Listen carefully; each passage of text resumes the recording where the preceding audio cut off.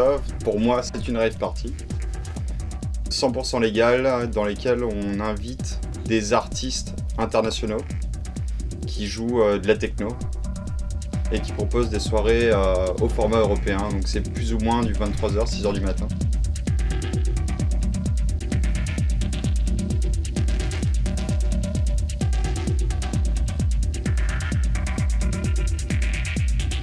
Les afters, c'est quelque chose que tout type de public a toujours aimé.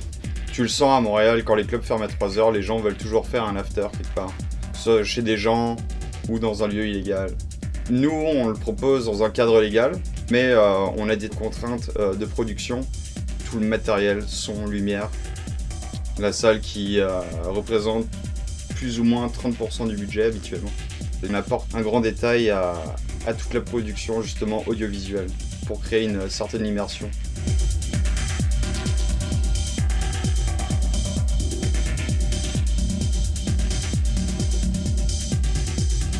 Je pense que quand tu arrives dans une soirée Octave, tu rentres dans une bulle où tu vas te sentir vachement à l'aise, où tout type de personnes qui viennent de tout type de milieu viennent se mélanger pour une seule et même cause qui est la musique techno.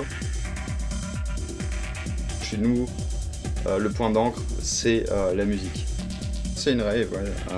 C'est une place qui n'est pas un club, qui n'est pas un bar. C'est une place qui n'est pas dédiée à la musique et où la fête prend place en musique électronique. Tous nos événements se déroulent dans des espaces qui ne sont pas formellement dédiés à de la musique.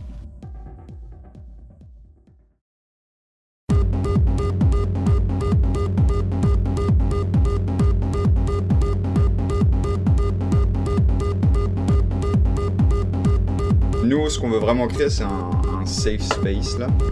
On fait en sorte que l'expérience du client soit la meilleure possible et qu'il se trouve dans un lieu où il va se sentir bien. Tu viens pour l'expérience. Oui, la musique, c'est une grande partie de ça, mais le but du jeu, c'est que tu viennes et que tu passes une bonne soirée seul ou avec tes amis et que tu puisses faire des rencontres. Donc il y aura toujours un espace chill où tu puisses venir te ressourcer un petit peu parce que nos formats sont longs, 23h jusqu'à 6h du matin. Donc le but du jeu, c'est que si jamais t'es un peu fatigué mais que t'as pas envie de quitter le lieu, tu puisses aller dans le coin de chill où des gros poufs t'attendent, des sculptures numériques décorent ce lieu afin de te laisser en pleine immersion.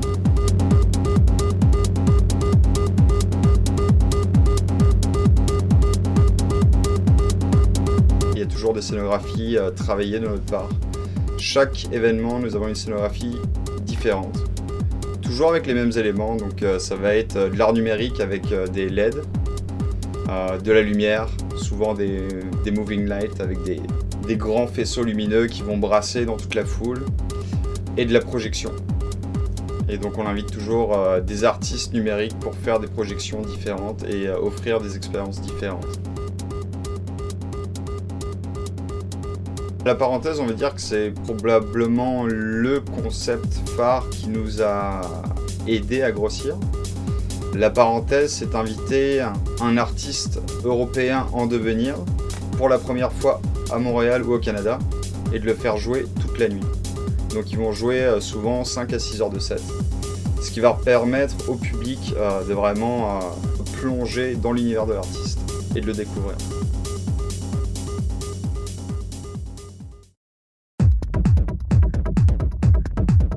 C'est une grosse fin de semaine, c'était plus ou moins à la fin de semaine de nos 4 ans, pour lequel donc, nous avons invité AZF, nouvelle star de la techno française, et qui s'est ponctué donc, par le pique-nique électronique.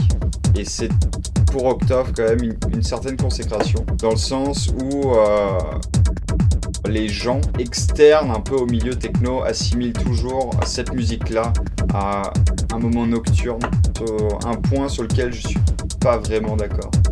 Je pense que la techno a un spectre tellement large qu'on pourrait en jouer toute la journée.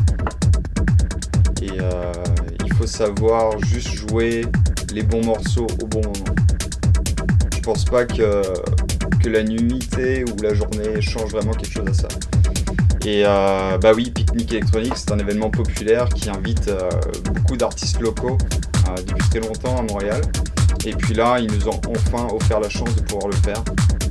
Et je pense que tout le monde a été ultra satisfait de cette journée. Le but d'Octove, c'est vraiment d'offrir des événements d'ampleur assez extraordinaire dans ce type de musique-là. Puis nous, ce qu'on voudrait, c'est vraiment grossir. On essaiera toujours de garder notre côté intime qu'on réussit à donner au public.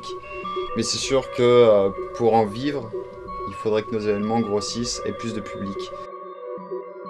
Chaque événement reste une certaine bataille.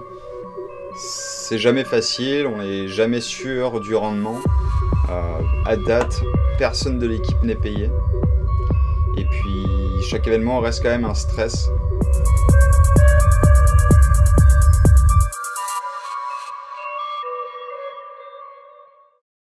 Ce qu'on aime chez Octove, c'est de faire jouer les artistes internationaux sur une assez grosse longueur. Donc la plupart de nos artistes vont jouer minimum 2h30, 3h, voire 4h. Et ces ouvertures sont toujours assurées par nos résidents, qu'on a envie de pousser vers la réussite. Chacun a sa soirée, chacun ouvre un de nos événements. Donc c'est sûr qu'ils ne vont pas jouer souvent finalement pour les soirées Octove, mais ils vont toujours pouvoir ouvrir pour des artistes qu'ils admirent. Puis on fait toujours en sorte que l'ouverture soit gérée par l'artiste qui ressemble le plus à l'artiste international ou les artistes internationaux que nous avons invités. Le but aussi, c'est vraiment de faire jouer nos résidents de plus en plus, de les faire connaître auprès de la scène montréalaise et de pouvoir ainsi transmettre les musiques qu'on aime.